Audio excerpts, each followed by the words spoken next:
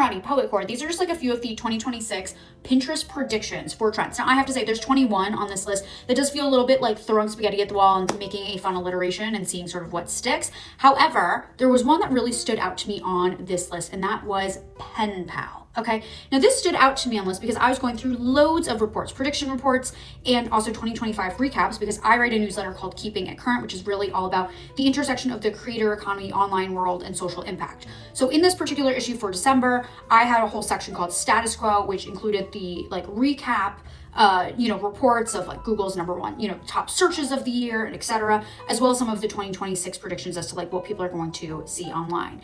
And in the Snapchat report, one of the things that they thought about and reported on specifically about 2025 was that talking is back. Now that just sounds like bananas, like we are in an era where talking could be in or out. That's so crazy. But based on voice notes and calls and things that they had happening on the platform, that was one of their major takeaways. So I find it really interesting that on Pinterest side, we have Pen Pal, right? A way of communicating, honestly, like sort of an old school way of communicating, coming back in their, from their POV. And then you have Snapchat recapping the year and saying talking is back. So seeing sort of that arc come through.